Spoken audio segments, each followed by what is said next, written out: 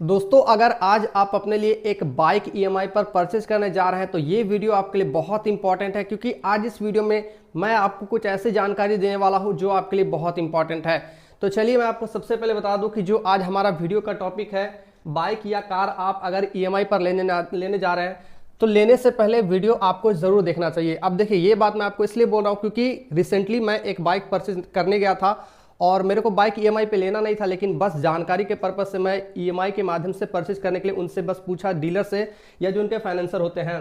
तो दोस्तों लिटरली मेरे को वहां पे पता चला कि आप 8,000 से 10,000 आप अपने ईएमआई के पैसे जो आप ईएमआई करवाते हो बाइक के लिए, उस पैसे को आप कैसे बचा सकते हो। आज इस वीडियो में मैं आपको कंप्लीट जानकारी दूंगा और ये भी बताऊंगा कि कैसे जो आपका डीलर होता है या फाइनेंसर होता है जो आपके लोन को फाइनेंस करते हैं, कैसे आपके ये पैसे वो लोग लूटने की कोशिश करते हैं। और लास्ट में आपको इस पैसे का आपको पावर पता चलेगा कि इस पैसे का क्या पावर होने वाला है और कितने पैसे आप आराम से सेव कर सकते हैं। तो बस वीडियो को आप एंड तक जरूर देखिएगा, क्योंकि आज का ये जो टॉपिक है बहुत ज़्यादा कमाल का टॉपिक है और बहुत ज़्यादा मेहनत करके इस टॉपिक को मैंने तैयार किया है आपके लिए। क्योंकि रिसेंट में मैंने आपको बताया कि मैं भी बाइक परचेज करने गया था और मेरे को बाइक वहाँ पे ईएमआई पर नहीं लेना था, लेकिन जानकारी इकट्ठा करने के लिए मैंने ये काम किया है। तो चलिए शुरू करते हैं। तो सबसे पहली बात यह है दोस्तों कि जब भी जाओगे डीलर के पास और उनको बताओगे कि आपको जो बाइक है वो ईएमआई पर लेना है, तो स्टार्टिंग में दोस्तों वो लोग आपको बता देंगे एक मोटा मोटी अमाउंट में कि अगर आप 1 लाख या 1,10,000 तक का बाइक अगर आप कोई भी परचेज करते हैं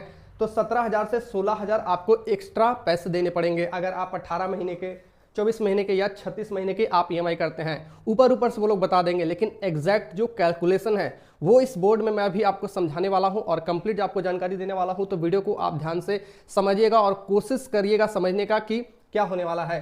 तो सबसे पहला, जब भी आप जाएंगे परचेज करने वहां पे, तो क्या होता है कि जो डीलर होते हैं या जो आपके फाइनेंसर होते हैं, बेसिकली डीलर हम बोल सकते हैं, वो लोग क्या करते हैं आपके मन में सबसे पहले वो लोग डर पैदा कर देंगे।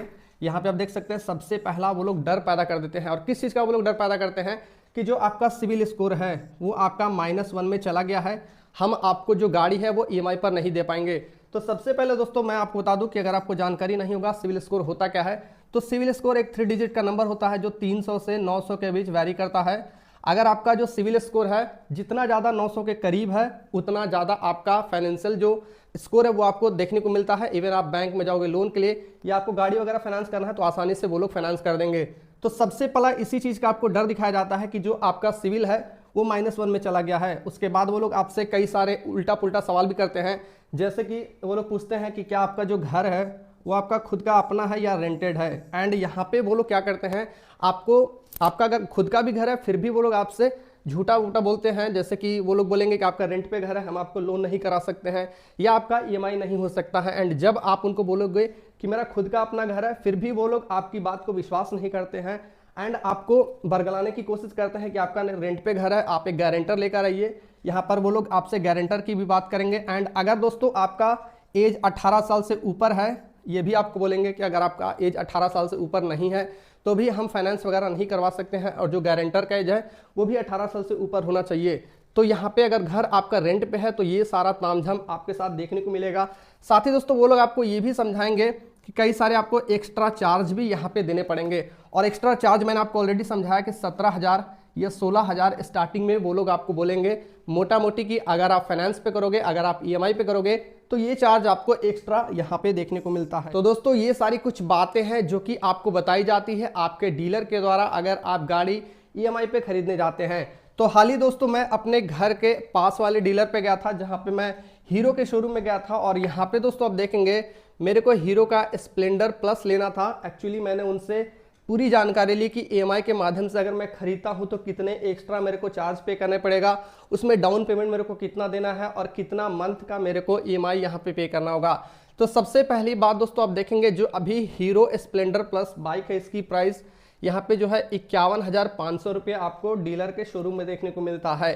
साथ ही दोस्तों जब मैं उनको बोला कि मेरे को यही बाइक परचेज करना है तो उनको मैंने ये बताया, उन्होंने मेरे से ये भी पूछा कि आप डाउन पेमेंट कितना करोगे। तो शॉर्टकट में वो आपसे बोलेंगे कि आपको डाउन पेमेंट कितना करना है। तो मैंने उनको एक प्रैक्टिकल बताया कि मेरे को 30,000 डाउन पेमेंट करना है। यहाँ पे आप देख सकते हैं 30,000 मैंने उनको बोला कि मेरे को डाउन पेमेंट करना है। अब जैसे दोस्तों मैंने उनको बोला कि 30,000 मेरे को डाउन पेमेंट करना है तो वो अपना कैलकुलेशन वगैरह लगा करके और 18 मंथ में यहाँ पे आप देखेंगे उनका जो ईएमआई है 4305 रुपया पूरे 1.5 साल के लिए, और 24 मंथ में आप देखेंगे 3398 रुपया 2 साल के लिए। 36 मंथ में आप देखोगे 2501 रुपया पूरे 3 साल के लिए। ये चीज़ दोस्तों आपको डीलर के द्वारा और उनके फाइनेंसर के द्वारा मेरे को समझाया गया।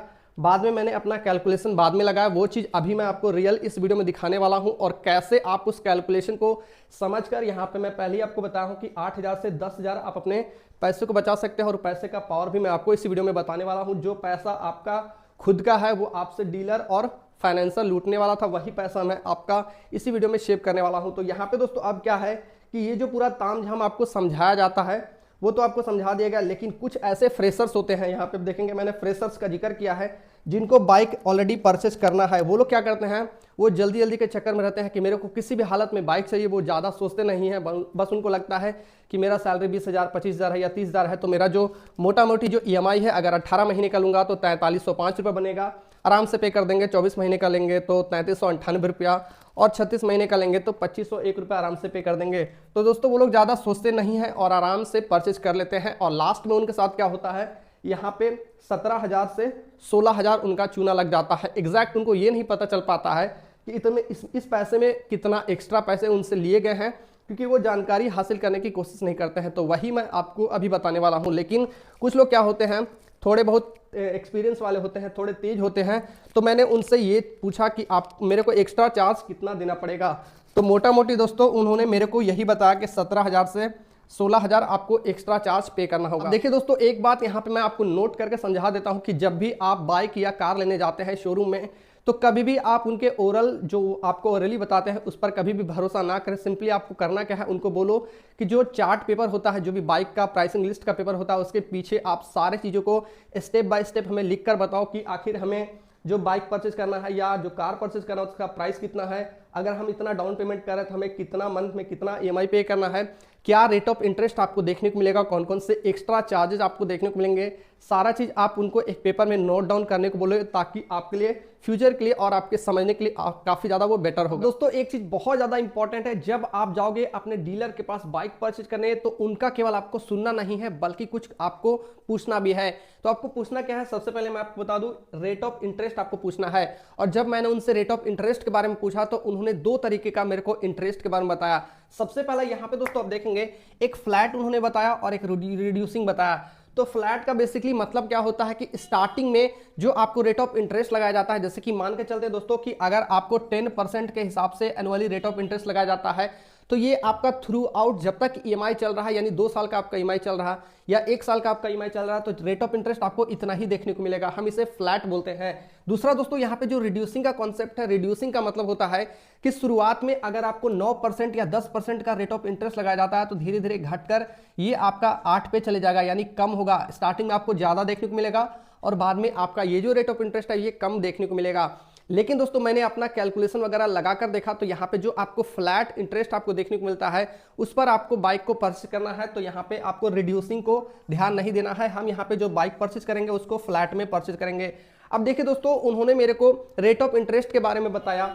आप किसी शोरूम में जाओगे तो वहाँ पे 10% के हिसाब से आपको देखने को मिलेगा, किसी में जाओगे तो 12% के हिसाब से देखने को मिलेगा, किसी में आपको 15% के हिसाब से भी देखने को मिल सकता है। तो यहाँ पे मोटा मोटी दोस्तों मैं यहाँ पे 10% का यहाँ पे लेकर चलता हूँ और इसके आधार पे यहाँ पे अभी मैं कैलकुलेशन करके आपको दिखाता हूँ। तो सिंपली सबसे पहले आप समझेंगे यहाँ पे जो हमारा बाइक का प्राइस था, हीरो स्प्लेंडर प्लस बाइक था, उसका 91,900 रुपये प्राइस था। हम यहाँ पे DP यानी डाउन पेमेंट कितना कर रहे थे, तो 30,000 हम यहाँ पे डाउन पेमेंट कर रहे थे और साथ ही दोस्तों यहाँ पे 61,500 रुपया यहाँ पे मेरा बच रहा था। अब देखिए 61,000 जो 500 रुपया मेरा यहाँ पे बच रहा था उसमें क्या क्या आपको देखने को मिल रहा था। तो सबसे पहला दोस्तों आपको यहाँ पे 61,500 रुपये में जो 5% आपका है, यहाँ पे आपको फाइल का चार्ज आपको वो लोग मांगेंगे, यानी फाइल को प्रोसेस करने का चार्ज वो आपसे लेंगे। तो ये आपको कंफर्म तो देना ही होगा। तो 5% यानी जो आपका रिमेनिंग अमाउंट है डाउन पेमेंट को देने के बाद जो रिमेनिंग अमाउंट आपका बचता है उसमें आपको 5% फाइल का चार्ज आपको देना होगा। साथ ही यहाँ पे देखिए 61,500 रुपये को हमने 5% के लिए 5 से 100 बटे से डिवाइड किया तो 3,075 रुपये आपके सामने यहाँ पे आ गया। तो इतना आपको फाइल का चार्ज देना होगा। साथ ही दोस्तों यहाँ पे सर्विस चार्ज आपको देखने को मिलता है, वो लोग सर्विस चार्ज भी आपसे लेते हैं। तो जनरली 800 से 1000 के बीच ही आपका सर्विस चार्ज देखने को मिलता है। तो ये सर्विस चार्ज मैं यहाँ पे मैक्सिमम लेकर चलता हूँ 1000, तो यहाँ पे 4,075 रुपया मेरे को यहाँ पे देखने को मिल रहा है। तो मोटा मोटी हम इसको राउंड फिगर में लेते हैं, 4000 मैंने यहाँ पे ऐड कर दिया है, यानी जो रिमेनिंग अमाउंट था यहाँ पे डाउन पेमेंट के बाद और 4000, ये सारे चार्जेस को मिला के 65,500 रुपये मेरे को यहाँ पे देखने को मिल रहा है। अब देखिए दोस्तों, एक चीज को यहाँ पे ध्यान से समझिएगा कि डीलर आपसे क्या बोले थे स्टार्टिंग में कि 17,000 या 16,000 आपको एक्स्ट्रा पे करना होगा, और इंटरेस्ट जब मैंने पूछा था तो 10 या 12% यहाँ पे देखने को मिला था। तो ये चीज आपको समझना है। अब यहाँ से यहाँ पे हम आते हैं तो 65,500 में अगर हम मोटा मोटी 10% लेकर चल रहे हैं तो 10% यहाँ पे मैंने कैलकुलेशन किया, यानी 10 को 100 से डिवाइड किया तो यहाँ पे 6550 रुपया हो गया। अब ये 12 से हम इसको डिवाइड कर देंगे तो ये 1 साल के लिए अभी यहाँ पे आपको ये 6550 रुपया इंटरेस्ट देखने को मिल रहा है। लेकिन दोस्तों अगर हम इसको 12 से डिवाइड कर देंगे तो ये मेरा मंथली हो जाता है, यानी 555 रुपया 83 पैसा पर मंथ मेरा यहाँ पे इंटरेस्ट देखने को मिल रहा है। हम इसको 18 से डिवाइड कर देते हैं, एंड 18 से डिवाइड करने के बाद आप देखेंगे 9,825 रुपये आपको एक्स्ट्रा चार्ज पे करने पड़ रहे हैं, वो भी कितने दिन में, तो आपको 1.5 साल में। देखिए 18 मंथ हमने यहाँ पे रखा है तो 1.5 साल में आपको इतने चार्ज पे करने पड़ रहे हैं। जबकि दोस्तों यहाँ पे आपको अगर 1.5 साल के लिए आप देख रहे थे तो यहाँ आपको 17,000 या 16,000 एक्स्ट्रा पैसे आपसे डीलर मांग रहे थे।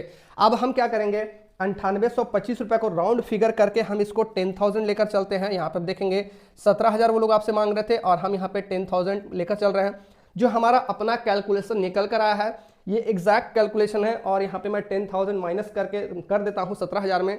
तो आप दोस्तों यहाँ पे देखेंगे 7,000 रुपये जो आपका पैसा है यहाँ पे सेव हो चुका। सो दोस्तों अब आप इस बात को समझ चुके हैं कि अगर आप बाइक या कार ईएमआई पर लेने जा रहे हैं तो आपको 8,000 से 10,000 के बीच आपको पैसे कैसे बचाने हैं। और ये जो पैसा दोस्तों आपका खुद का है, किसी और का नहीं है। अगर आप भी फ्रेशर्स की तरह ध्यान नहीं देते शुरुआत में, जैसे कि मैंने बताया कि फ्रेशर्स क्या करते हैं, उतना ज़्यादा सोचते नहीं है, सीधा ईएमआई पूछते हैं कितना पड़ेगा 1.5 साल के लिए या 2 साल के लिए, तो वो लोग बाइक को खरीद लेते हैं। अगर आप उनके तरह ही करते दोस्तों तो ये जो 7,000 है वो डीलर या फाइनेंसर के पेट में चला जाता। लेकिन अब यहाँ पे ये आपका खुद का पैसा है, आप इस पैसे को जैसे चाहो आप आराम से यूज़ कर सकते हैं।